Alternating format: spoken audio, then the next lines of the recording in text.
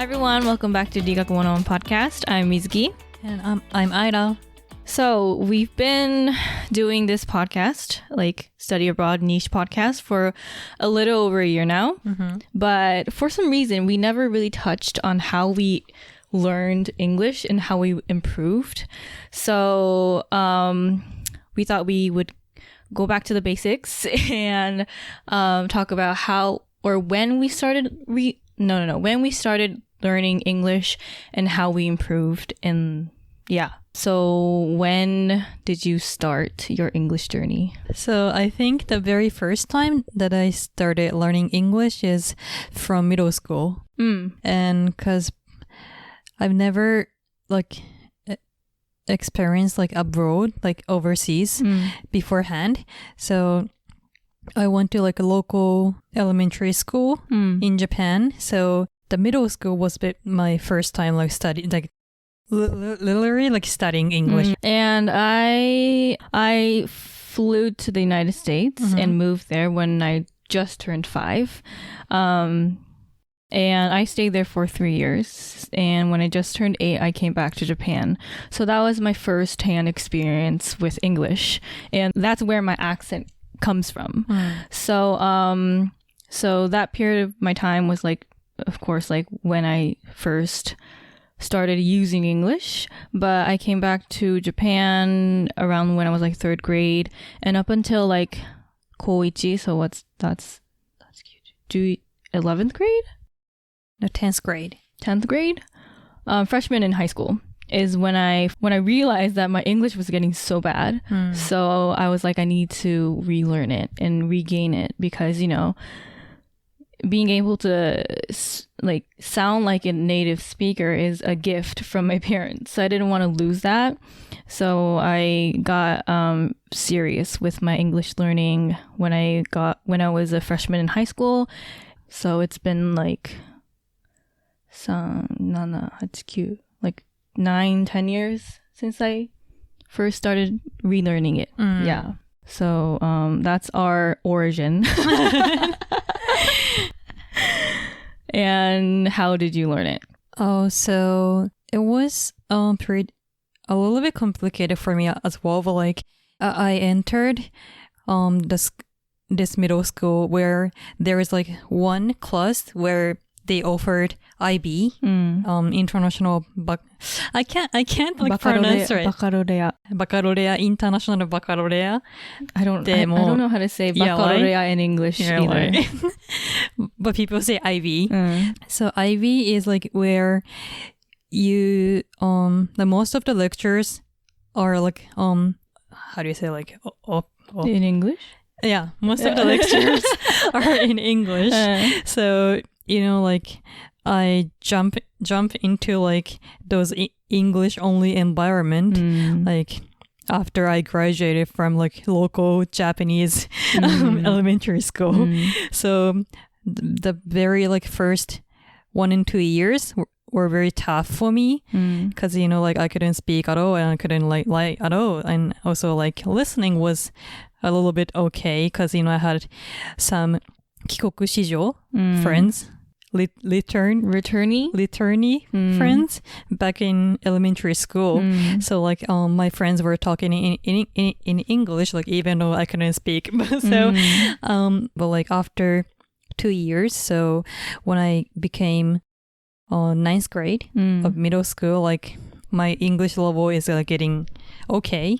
So I went to this middle school where there's also high school, so which is 中高一貫校. So I realized that the environment won't be changed for the next 3 years.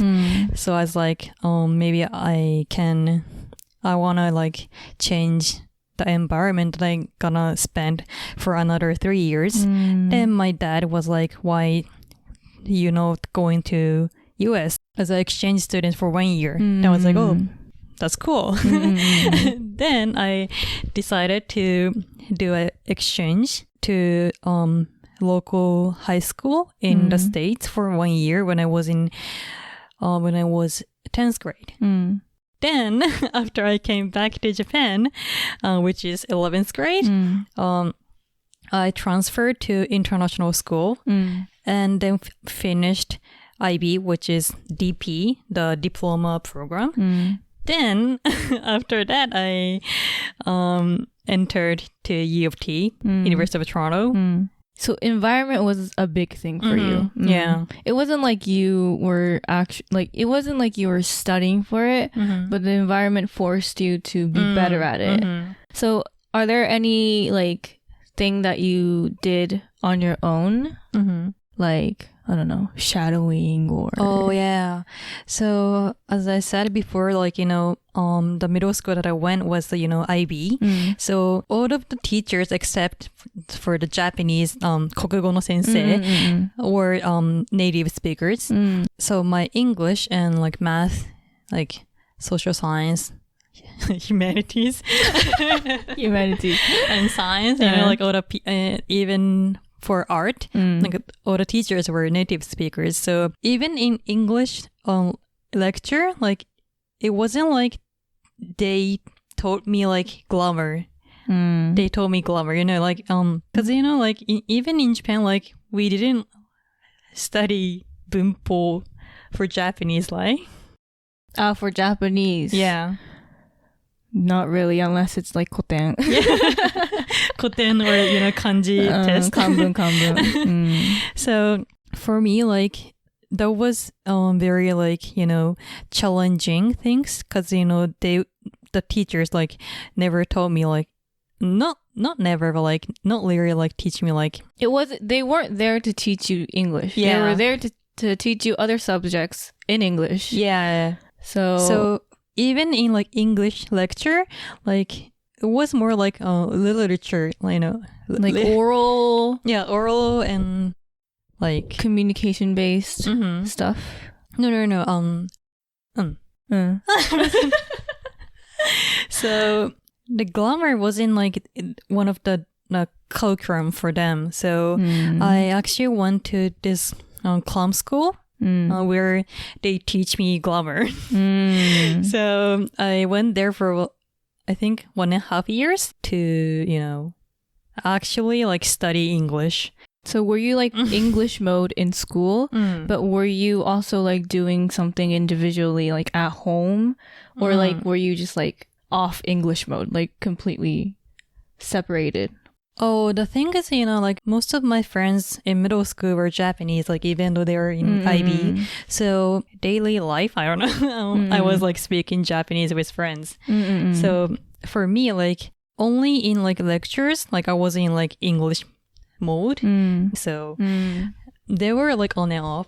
Okay. So that was like one of the reasons that I like decided to go to US as an exchange student for 1 year when I was in 11th grade because like I thought like there is a like limit of like my English achievement. So like let's just ignore your middle school and high school now and like talk about your English journey.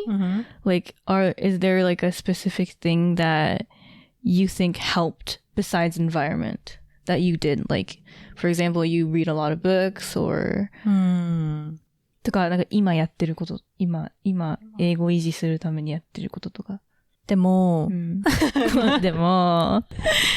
so like now like I really like to read like books in English but back in like middle school and high school like I wasn't really reading English books so I feel like the environment is like the biggest thing, which is not which is unusual. I know it's not a path that a lot of people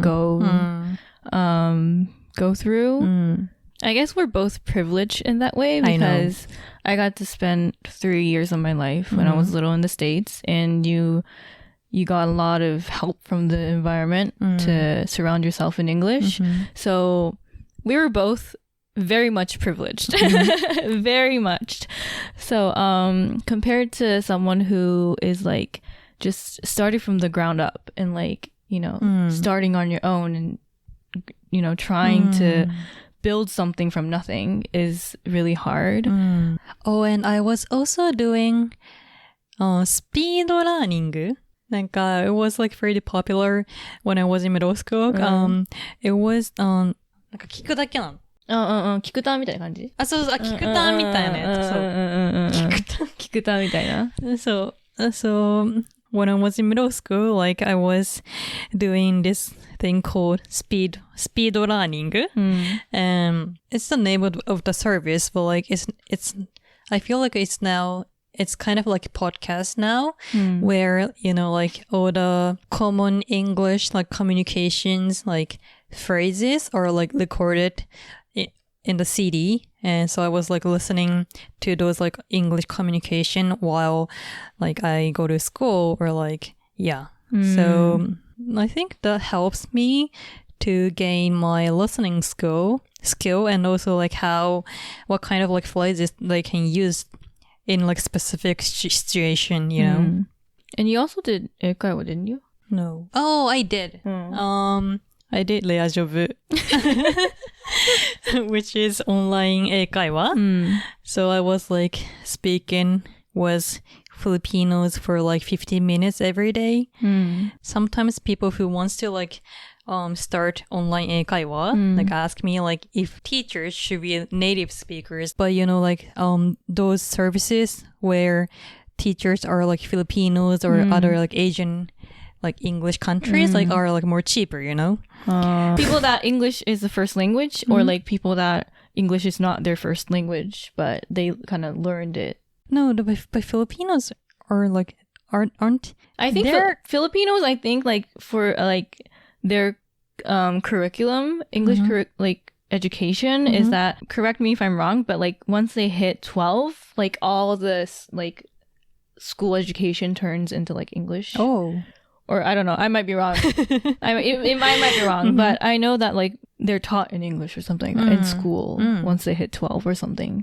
Yeah. So I'm in the middle of editing and I wasn't so sure about what I just said. So I asked my fellow Filipino friend to do like a fact check and she corrected me. So I'm just going to read what she texted me. So I said in the podcast that once Filipino kids turn 12, all their classes are like taught in English, but apparently she said it's not from 12. The thing is, English is the first language taught to us in school from nursery/preschool. That means they are exposed to English basically from like when they're 2 to 3 years old, and everything in kindergarten to elementary to high school and uni is taught in English. So like math, science, history, books are all in English, and they only have like a separate subject for Filipinos language, reading, and writing. So that's why Filipinos who've been schooled are bilinguals. And she also said there are very poor children who cannot afford to have education. So they are the ones who grew up not speaking or understanding English. So I asked if Filipino kids like learn English before like Filipino languages like Tagalog and stuff like that. And she replied with half and half, I guess. Some parents speak to their children in English only because they know the kids will need to use it in school. And the rest of the parents speak to their kids in the native language because they know kids will learn English in school eventually. And she also said, probably another interesting thing is social class. Kids from well-off or above average families tend to speak more English in their homes because most likely their parents are doctors, lawyers from big companies, stuff like that. Whereas kids from lower income families use native tongue at home. And I asked if the gap between like the well-off family and the lower income family are apparent, and she showed me this image, and I'll put it in the screen somewhere, but it's pretty much just like most of the families are lower income in the Philippines, but majority of people still speak it from childhood, and they also like watch foreign movies and listen to English songs since they were young. So that's pretty much English education in the Philippines explained by a Filipino and not me, because apparently I was wrong. So yeah, that's it. Back to the podcast. Then my answer is if you are very like beginners of like English learner, then I think you should start with teacher whose first language is not English.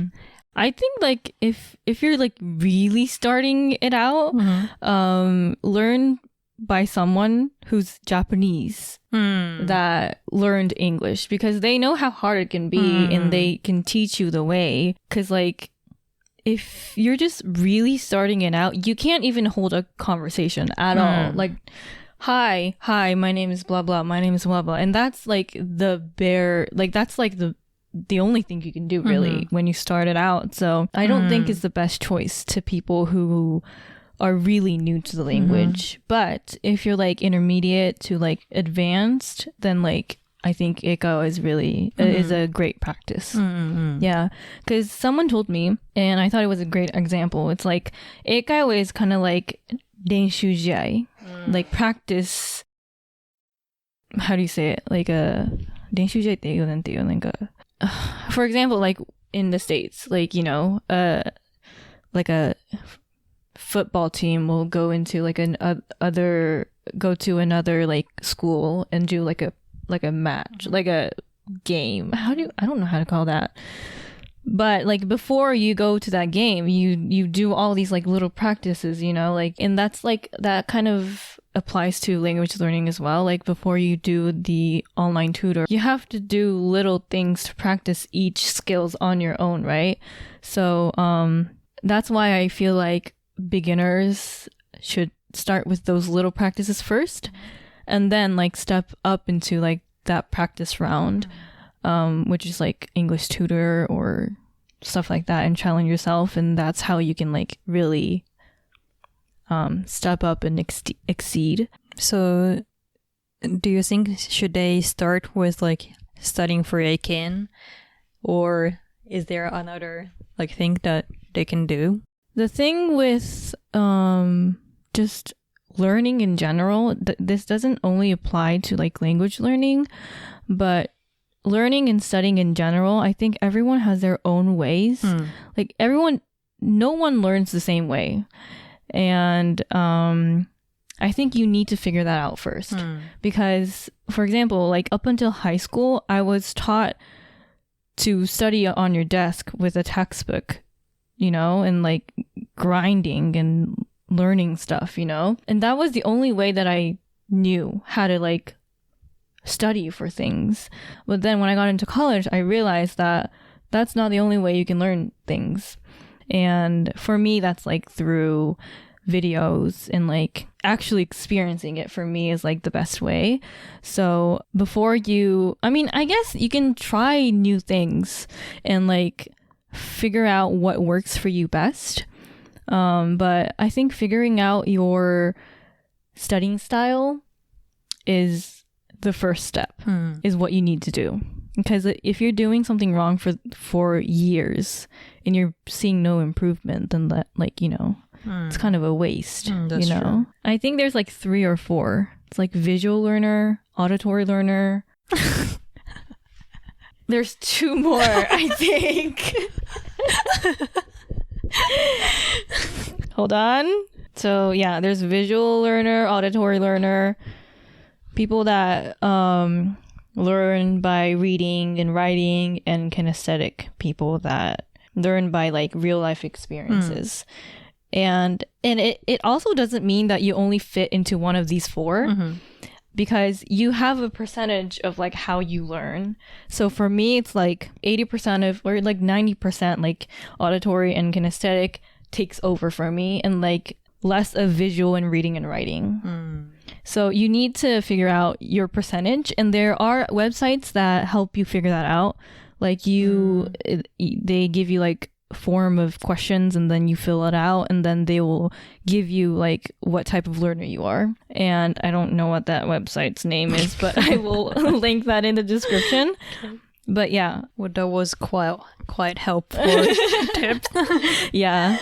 So yeah, that's why studying for me was really hard up until high school. I was like, I don't know what I'm doing wrong. Like I'm studying, but nothing is sticking, you know? So I wasn't like, I couldn't speak English fluently, like until like ninth grade. So I was like a little bit, like not scared, but like kind of scared to like speak English in front of those kikoku shijo because I felt like, they will judge me, But in the 8th or 9th grade, like we went to Canada for 1 week as like school trip, and I get to talk with the students from the sister school, and there were like a bunch of Canadians, and like I think it was very like first time for me to like speak English other than like native teachers in like Japanese school. So that was like very like fresh experience for me. And there was this girl like became like kind of like a buddy for like in that networking event. So like we went to like like all the activities together in that networking like event. And then she was so nice that she like kind of like wait for me like as long as I can like communicate with her like correctly, so like she was patient with you. Yeah. So even though like if it takes for me to like communicate with her in English for like like 10 or 15 minutes to like say like one thing, like she like waited for me. So and that was very like fresh things for me because like I was like I have to like communicate with all the teachers like so quickly because other students are reading and in the lectures, so I couldn't have like enough confidence to speak English in front of like people. So but after that after the experience in Canada, I was like, English isn't my first language, so like of course it will take time, so like I shouldn't like hesitate to like speak English even though if it takes like longer than like all the kikoku shijo friends. So that was like one of the turning point for me to like speak English with more confident. I think having confidence just for the fact that you're learning another language is enough. Like it's hard. It's not easy at all. And I don't think it's something that everyone can achieve because anyone can do it, but a lot of people quit in the middle of that. So in a lot of the times, like it's really hard for you to see the improvement. It takes years sometimes. So like just for the fact that you're trying, I think is something that you should be proud of yourself. So for me, that's been a big thing that helped me learn English is vlogging. I say this in every single episode. Like I say this a lot, but it really helped me a lot. You mean like watching vlogging? Like not vlogging myself. No. I cannot do that. Watching vlogs. And like back then when I first started watching vlogging was like 9-10 years ago. That's scary. Back then it was like daily vlogging was such a big thing. Like nowadays everyone knows that daily vlogging is really hard, so not a lot of people do it anymore, but like back then a lot of creators did daily vlogging, so like there are new videos every single day from a lot of other creators. So I had a lot of vlogs that I had to like catch up on every day. So like it was easy for me to find resources, and also it's fun to watch. So like I wasn't forced to watch it. Like I didn't watch it with the intention to learn English at all. I watched it because I enjoyed it. So I found an enjoyment out of English learning, which is a big thing. Like, I don't really care to, like, know a lot of vocabularies that's, like, academic level or, like, business level. I'm more interested in, like, daily conversation, and, like, vlogging is literally daily conversation.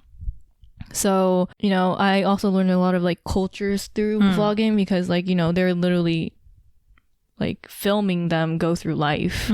So it in a way like helped me prepare for my studying abroad. And so that's why I don't really have a lot of culture shock, because I already saw everything. I already saw a lot of like cultures through vlogging. So yeah, it unintentionally prepared me for studying abroad as well. And I've been watching vlogs like every day since I was like 15. Everyone that like teach people about like how to learn language like say this a lot, but like you really need to find enjoyment, because like you're not gonna do something that you don't enjoy. If you have self-discipline, I guess enjoyment is not that big of a deal, but like I don't think a lot of people are like that, you know? Yeah. In terms of like language learning, you know? Like I believe that, and like I believe that like people that can do that are like people whose hobbies are literally like learning language. That's their hobby, you know? So like they don't really need interest, or I mean, I guess they do, but like, you know, motivation or self-discipline or interest in something, I don't think is that necessary for those people. But like a lot of us are not those people, you know? People whose hobbies are like language learning, they really like the process of it. But a lot of us aren't like that. So we really have to find enjoyment in order to achieve something. So for me, that was vlogging or watch vlogs. And of course, like watching movies as well. And yeah, I like to sing. So like music helped me a lot too. I was watching Glee since I was in middle school. It's not so much about like learning the language. It's more so about not losing your interest to learn that language, if that makes sense. Because when I was watching Glee, like I didn't care about learning the language at all, but I still had interest in the language, and I still had interest in the culture. And I think that really like kept the spark for me to engage with English. So I think you have to find a way to keep those sparks and not lose interest, you know? Yeah, after I listened to what you said, like I was like, what was my interest when I was like studying English for like first 2 years? Because, you know, like I wasn't literally like reading books in English or like watching vlogging as well. So yeah, so I was like, what like motivated me to like study English? I guess for you, it's like good grades, isn't it? No? Maybe. To keep up with schoolwork was your motivation, I guess. You know, like I sometimes see people saying like, don't do this, or like, don't study languages on your desk. Like, don't buy textbooks, stuff like that. I don't really agree with that because, like I said, people have their own style of learning and how like what's best for them to obtain information and like actually like learn it. So I don't really believe in like wrong ways of studying. There's wrong ways of studying for you, but that might be the right way for other people, you know? Because, you know, I see a lot of people like actually taking notes. And notes for what? Like how they need to pronounce this language or like the grammar or stuff like that. Like there are people who take notes. And there's also a lot of people who will write down the words that they learned, you know, new words that they learned, and like they list it up. I never do that because I know that I will never look back. So like I started off with watching vlogs, and that like gradually grew into like just making my whole environment in English. Because now, like, unless I'm speaking in Japanese with my family, I'm really like, my primary language is like really English, you know? Like I watch vlogs in English. All the social media content are all in English. So I kind of got used to surrounding myself with English, and I never forced myself to do that. Yeah, it was all natural to me. Like there's not a day since I was 15 that I didn't engage with English in And it can be like in any form. Like it's not like you need to speak the language every day. It's not like you have to listen to it every day. It can be anything. And I found a way to engage with English in one way or another every single day. And I just got used to it. But I feel like that's a good point, you know, like you can try like every single thing until you find one thing that passionate you. Yeah. Or if you already have something that you're passionate with, try and find a way to incorporate English into that. I think we already talked about this in like another episode, but like, for example, if you already have a hobby, what kind of hobby? Let's say you like crocheting. Let's just say you like crocheting, okay? There's tons of creators that teach people how to crochet. So instead of learning it in Japanese, you can learn it in English, you know? So like incorporating English into something that you already love is one of the most natural way that you can incorporate English or other languages into your life. So I guess you need to tackle language learning from a different angle. That's true. And not just like, I'm gonna learn the language, you know? Yeah, because, you know, for you, like, you enjoy, like, watching blogging, right? But for me, like, I wasn't really, like, those type of, like, people, like, who loves to watch, like, TV shows or, like, YouTube when I was in middle school. So what I enjoyed was actually to, like, read blogs. So not YouTube, not blog, like blog. Be blogging, but like blogs. So I had like 3 to 4 like bloggers, be bloggers, be bloggers. Like one of them was like living in like Switzerland. One of them was living in the States, and they were like writing blogs.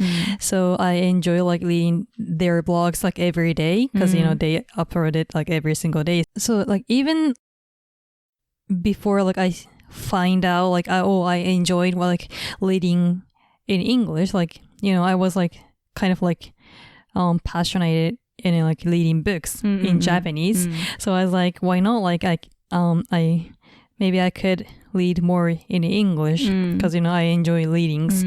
So that kind of helped me to like keep up reading in English and like gain more vocabularies as well. Yeah. So it all comes back to what I said in the beginning. Find your type. Yeah. And it might take time, but you know, after you find out like your like types, then I think that will help you studying English more faster. You know, there's a lot of people that have like YouTube videos or blogs about how they learned the language. And like listen to those, watch those, and list out all the ways that you can learn languages. Try it out and see which one works for you. So like I think it's really important to listen to others and like how they learned, but it doesn't necessarily mean that it's going to work for you. So I think you need to have that mindset. Think like I don't know why, but like we didn't really do much, honestly.